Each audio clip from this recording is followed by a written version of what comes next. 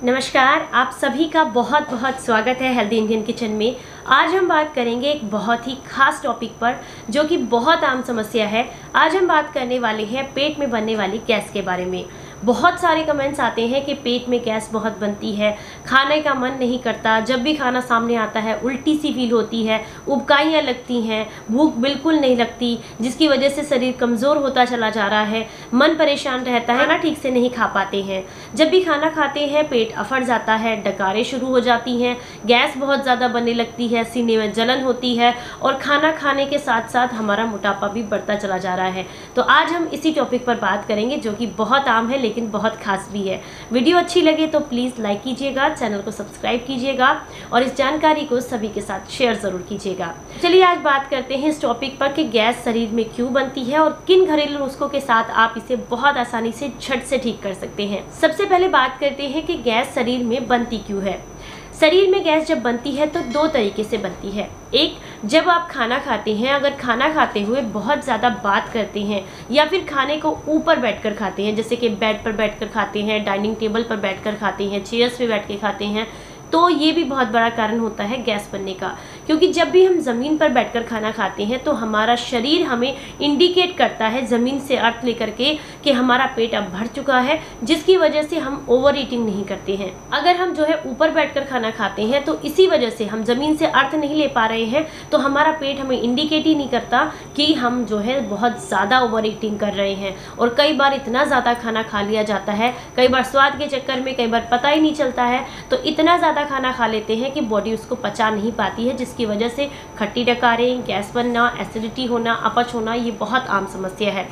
तो सबसे पहला आपको काम यही करना है कि खाना आज से नीचे बैठकर खाना है। दूसरा है, जब हम चम्मच से खाना खाते हैं तो चम्मच जो है हमें नहीं बताती कि हमें कहाँ रुकना है, लेकिन हमारी ये फिंगर्स हमें बताती हैं कि हमें कहाँ रुकना है। हमारे शरीर को प्रकृति ने कुछ इस तरीके से बनाया है कि जो है सही तरीके से अपने शरीर को समझे तो हमारा शरीर खुद इशारा करता है कि हमें कौन सा काम करना चाहिए और कौन सा काम नहीं करना चाहिए। तो जब आप नीचे बैठकर खाना खाते हैं तो आपका पेट आपको इंडिकेट कर देता है कि आपका पेट भर चुका है, इससे ज़्यादा खाने की ज़रूरत नहीं है। अभी मैं आगे वीडियो में और बात करूंगी ताकि आपको ये पता चल सके कि पेट कैसे इंडिकेट करता है कि मैं भर चुका हूँ, इससे ज़्यादा खाने की मुझे ज़रूरत नहीं है। जब हम हाथ से खाना खाते हैं तो वही सारी नसें जो कि हमारे हार्ट तक, हमारे शरीर तक, हमारे माइंड तक जाती हैं, वही समय जो है इंडिकेट करती है। माइंड से इंडिकेशन आता है कि हाथ को कि अब रोक दीजिए, अब खाना पूरा हो चुका है, इससे ज़्यादा खाने की ज़रूरत नहीं है। जब हम चम्मच से खाना खाते हैं तो हमारी फिंगर्स उससे टच ही नहीं होती, इसकी वजह से हमारा माइंड जो है वो हमें बता ही नहीं पाता कि आपको खाना नहीं खाना है, आपका पेट भर चुका है। तो ये भी गैस बनने का एक बहुत बड़ा कारण है। जब भी हम खाना खाते हुए बात करते हैं तो हमारे शरीर में ऑक्सीजन और नाइट्रोजन की मात्रा बहुत बढ़ जाती है, जिसकी वजह से तुरंत ही इसका रिफ्लेक्शन देखने के लिए मिलता है कि गैस बनने लगती है। तो इसीलिए पुराने ज़माने से कहा जाता है और आज भी आयुर्वेद के अनुसार खाना खाते समय कभी भी बात नहीं करनी चाहिए और खाने को अच्छे से चबा चबा कर खाना चाहिए। वैसे हम लोग काउंट करके नहीं खाते, लेकिन एक बार अगर काउंट करके खाने की आदत डाल देना तो गैस बिल्कुल नहीं बनेगी। हमें अक्सर कहा जाता है, आयुर्वेद में तो कई जगह इसका वर्णन किया गया है कि जब तक आप अपने खाने को कम से कम 32 बार न चबा ले तब तक निकलना नहीं चाहिए, लेकिन हम लोग ये करते ही नहीं है।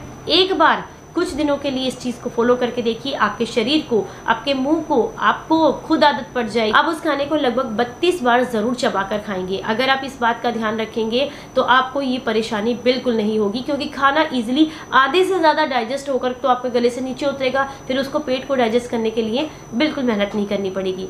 इसको एक एग्जाम्पल से समझते हैं। जब कभी भी कोई बीमार होता है, रोगी, तो अक्सर डॉक्टर क्या बोलते हैं कि खाना भिगो कर दीजिए। कारण है क्योंकि जब रोटी को हम दाल के अंदर या सब्जी के अंदर भिगो देते हैं तो वो फूल जाती है और वो बहुत ही मुलायम हो जाती है और इजीली डाइजेस्ट हो जाती है। बस यही करना है आपको, या तो मुंह में चबाकर उसको इतना ज़्यादा उसको मेल्ट कर दीजिए, मुंह के अंदर ही इतना ज़्यादा चबा लीजिए कि एकदम हलवे की तरह बिल्कुल बारीक कण छोटे छोटे अंदर जाए, ताकि पेट को मेहनत ही ना करनी पड़े, बहुत आसानी से आपका खाना पच जाए। या फिर आप क्या कीजिए, जब भी आप खाना खाते हैं तो अपनी पेट की एक छोटी सी डकार का बहुत ध्यान रखना होता है, जिसे कहते हैं तृप्ति डकार। अब ये कब आती है? बहुत कम लोगों ने नोटिस किया होगा कि तृप्ति डकार कब आती है। तृप्ति डकार जब आपका खाना जितनी आपको ज़रूरत है उतना हो चुका होता है, उसके तुरंत बाद आपको तृप्ति डकार आती है। ये डकार क्योंकि बहुत हल्की होती है इसीलिए इसको महसूस किया जाता है, फील किया जाता है, इसकी आवाज़ नहीं आती है। इसलिए आपको जब भी आप खाना खाएं आगे से तो इस बात का ध्यान रखें कि आपको तृप्ति डकार कब आ रही है। जब भी आपको तृप्ति डकार आए उसी समय आपने अपने खाने को रोक देना है, क्योंकि आपका पेट आपको इंडिकेट कर देता है कि आपका पेट भर चुका है, इससे ज़्यादा खाना खाने की ज़रूरत आपको नहीं है। खाएं, पहला नियम है कि नीचे बैठकर खाएं। दूसरा नियम है खाना खाते हुए बात ना करें। तीसरा नियम है कि जब भी आप खाना खाएं तो अपनी तृप्ति डकार का ध्यान रखें। ये जो है जब भी आप खाना खाना शुरू करते हैं, मान लीजिए आपको 4 रोटी की भूख है, तो जब भी आप 2 रोटी खाएंगे तो ये डकार लगभग 2 या 2.5 रोटी के बीच में ही आएगी, इस बात का ध्यान रखें। यानी कि जब आपने आधा खाना खाया होगा तभी आपको ये डकार आती है, क्योंकि पेट जो है सिर्फ उतना ही पोषण लेना चाहता है, उतना ही पोषण अपने अंदर लेना चाहता है जितने की उसको ज़रूरत है। उसे ओवर ईटिंग की ज़रूरत बिल्कुल भी नहीं है। अक्सर कई बार आपने देखा होगा जब हम खाना ज़्यादा खा लेते हैं तो बहुत परेशान हो जाते हैं, क्योंकि अति किसी भी चीज़ की बहुत बुरी होती है। जब हम किसी चीज़ को बहुत ज़्यादा खा लेते हैं तो हमारे शरीर को उसको पचाने के लिए बहुत मेहनत करनी पड़ती है। चाहे आप चाय ज़्यादा पी लें, चाहे फ्रूट्स वगैरह ज़्यादा खा लें, या आप खाना ज़्यादा खा लें, जब भी आप ज़्यादा कुछ करेंगे तो आपको दिक्कत होगी। जब आप कम कुछ करेंगे तो आपको इतनी दिक्कत नहीं होगी, परेशानी बिल्कुल नहीं होगी, क्योंकि खाना इजीली डाइजेस्ट हो जाएगा। तो ये तो बात होगी कि आपको खाना खाते समय किस बात का ध्यान रखना है। दूसरी जो गैस बनती है वो अक्सर जब खाना पच रहा होता है उस समय पर बनती है, और उस समय पर जो गैस बनती है वो बनती है हाइड्रोजन, कार्बन डाइऑक्साइड और मीथेन। ये 3 गैस हमारे पेट में बनती है जब हमारा भोजन पच रहा होता है। उस समय पर जो गैस बनती है वो जो है आपको कई बार बहुत ज़्यादा परेशान भी कर देती हैं। अगर आपने बहुत ज़्यादा स्पाइसी खाना खाया है, यानी कि मिर्ची मसाले वाला खाना खाया है, या फिर आपने ऐसा खाना खाया है जिसमें तेल की मात्रा बहुत ज़्यादा है, या फिर आपने ऐसा खाना खाया है जो कि पचने योग्य नहीं है, जैसे कि मैदा। मैं हर वीडियो में आपको बोलती हूँ मैदा आपके शरीर के लिए बना ही नहीं है। अगर आप उसे खाएंगे तो आपको दिक्कत होगी, डाइजेशन से रिलेटेड दिक्कत होगी, चाहे कब्जियत की दिक्कत हो, चाहे गैस बनने की दिक्कत हो, कुछ ना कुछ परेशानी आपको ज़रूर होगी। तो कोशिश करें कि मैदा का कम से कम सेवन करें। वैसे तो अच्छा है कि ना करें, लेकिन अगर आप खाते हैं तो उसको धीरे धीरे करके कम करना शुरू कर दें, आपके लिए बहुत बेहतर रहेगा। अगला जो खाने से जुड़ा हुआ नियम है वो है कि आपको खाना खाते समय पानी बिल्कुल नहीं पीना चाहिए। कई बार आपने बड़े बड़े जो आयुर्वेदाचार्य हैं उनके मुख से सुना होगा, या फिर कहीं पर पढ़ा भी होगा, या फिर जो भी आयुर्वेद के डॉक्टर हैं वो आपको बोलते होंगे कि आपको खाना खाते समय बिल्कुल भी पानी नहीं पीना है। ऐसा क्यों कहा जाता है? ऐसा इसलिए कहा जाता है क्योंकि पेट में जठर अग्नि होती है जो कि हमारे खाने को पचाने का काम करती है, और जब आप उसके ऊपर से धीरे धीरे करके जो खाना खा रहे हैं उसके साथ साथ पानी लेते हैं तो वो अग्नि जो है वो शांत होती चली जाती है। फिर उसे पता ही नहीं होता कि खाने को पचाना भी है, क्योंकि जठर अग्नि अगर बंद हो जाएगी तो खाना नहीं पचेगा, और जब नहीं पचेगा तो वो सड़ेगा, और जब वो सड़ेगा तो आपको गैस बनेगी। तो इसीलिए कभी भी खाना खाते समय पानी नहीं पीना चाहिए। और इस बात का भी ध्यान रखें कि जब भी आप खाना खा रहे हैं लगभग उससे 40 मिनट के बाद ही आपको पानी पीना है, और पानी हमेशा घूट घूट करके बैठकर पीना है ताकि आपके घुटनों में समस्या ना हो। पानी पीने का भी बहुत सारे नियम होते हैं, अगर आप लोग मुझे कमेंट करेंगे तो मैं आपके साथ ज़रूर शेयर करूंगी कि पानी किस तरीके से पिएं जिससे कि आप खुद ब खुद पतले होते चले जाएं, खुद ब खुद आपको गैस बननी बंद हो जाए और आपका शरीर स्वस्थ हो जाए। तो अगर आपको ये वो वीडियो चाहिए या उसके बारे में जानकारी चाहिए तो मुझे कमेंट बॉक्स में ज़रूर बताइएगा।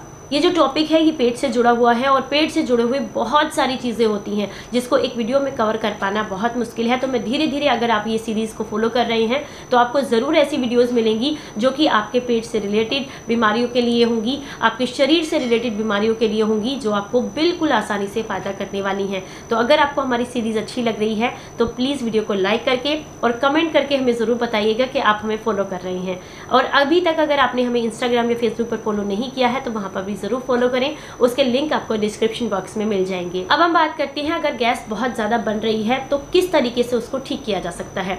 सबसे पहला नियम जो बताते हैं आयुर्वेद के अनुसार वो है कि आपको खाना खाने के साथ छाछ का सेवन करना है।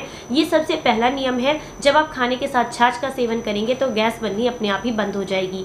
छाछ किस तरीके की होनी चाहिए? वैसे तो पुराने ज़माने में जो गांव में दूध रखा जाता था उससे निकलने वाली जो छाछ होती थी वही सबसे बेहतर होती थी, उसी का इस्तेमाल सबसे बेहतरीन था, वही आपको फ़ायदा करती थी क्योंकि उसमें भरपूर मात्रा में कैल्शियम होता था और आयरन होता था जो कि आपकी बॉडी के लिए बहुत अच्छा होता था। लेकिन आज के ज़माने में वो मिलना बहुत मुश्किल है। वो लोग क्या कर सकते हैं, जो दही होता है उसे अपने घर पर जमाएं। कोशिश करें गाय का दूध हो, नहीं है तो भैंस के दूध से दही को हमेशा घर पर जमाएं। दही जमाने के बहुत सारे तरीके चैनल पर ऑलरेडी अपलोडेड है, तो आप दही घर पर जमाएं। उसके बाद आप क्या कर सकते हैं कि जो दही आपका है उसी से आप लस्सी बनाएं, यानी कि छाछ बनाकर तैयार करें और उसी का सेवन करें। तो सबसे पहला तो है यही कि आप छाछ का इस्तेमाल करें दोपहर के खाने में। दूसरा नुस्खा है, हम सभी के घर में केला बहुत आसानी से अवेलेबल रहता है, तो जब आपको बहुत भयंकर वाली गैस बन रही हो उस समय पर आप केले का इस्तेमाल कर सकते हैं। केले में एंटासिड होता है और एंटासिड जो है गैस के रिफ्लेक्शन को रोकने में बहुत मदद करता है। जब भी आपको बहुत ज़्यादा गैस बन रही हो ऐसे में आप जो है केले का सेवन कर सकते हैं, आपके लिए बहुत फायदेमंद रहेगा। तो केला कैसे यूज़ करना है? केले में एंटासिड पाया जाता है जो कि एक प्राकृतिक, क्यों गिर रहा है? केले में एंटासिड पाया जाता है और एंटासिड जो है आपके एसिड रिफ्लेक्शन को रोकने में बहुत मदद करता है कि जब भी आपको बहुत अधिक गैस बन रही हो उस समय पर आप एक केला खा लीजिए, आपको बहुत फ़ायदा मिलेगा। आपको जो है एसिड अगर बहुत ज़्यादा बन रहा है उस समय पर खट्टी डकारें आ रही हैं तो वो तुरंत बंद हो जाएंगी। और चैनल पर बहुत सारी ऐसी रेमेडीज़ अवेलेबल हैं जिनका इस्तेमाल करके आप गैस को जड़ से ख़त्म कर सकते हैं। मैंने आपके साथ एक चूरन की रेसिपी शेयर की हुई है, जिसको बहुत ज़्यादा गैस बनती है या फिर गैस इतनी बनती है कि खाना भी खाने का मन नहीं करता, बदहज़मी सी महसूस होती है या फिर भूख नहीं लगती है, बहुत ज़्यादा मन खराब रहता है, तो ऐसे लोगों के लिए मैंने एक चूरन बनाया हुआ है जिसका लिंक आपको डिस्क्रिप्शन बॉक्स में मिल जाएगा। आप उसको ज़रूर बनाकर यूज़ कीजिएगा, आपकी ये समस्या जड़ से ख़त्म हो जाएगी। ये कुछ घरेलू नुस्खे मैंने आपके साथ शेयर किए हैं जिससे जो है आप आसानी से अपनी गैस की समस्या को दूर कर सकते हैं। अगर आज की जानकारी आपको अच्छी लगी है, वीडियो पसंद आया है, तो प्लीज़ वीडियो को लाइक ज़रूर किया कीजिए क्योंकि इससे हमें बहुत मोटिवेशन मिलता है अगर काम करने के लिए। वीडियो को लाइक कीजिए, चैनल को सब्सक्राइब कीजिए और अभी तक अगर आपने हमें इंस्टा और फेसबुक पर फॉलो नहीं किया है तो वहाँ पर भी ज़रूर फॉलो करें, वहाँ पर भी हम रेसिपीज़ पोस्ट करते रहते हैं। और हाँ, अगर आप किसी भी बीमारी के बारे में या उससे रिलेटेड किसी घरेलू नुस्खे के बारे में जानना चाहते हैं तो या तो हमें कमेंट करें या फिर इंस्टा पर भी आप हमें जो है मैसेज छोड़ सकते हैं, हम वहाँ पर भी आपका रिप्लाई ज़रूर करेंगे। तो फिर मिलेंगे किसी नई जानकारी के साथ, तब तक अपना ख्याल रखें, अपनों का ख्याल रखें और हंसते मुस्कुराते रहें। वीडियो को एंड तक देखने के लिए आप सभी को बहुत बहुत धन्यवाद। Stay healthy, stay happy, bye bye.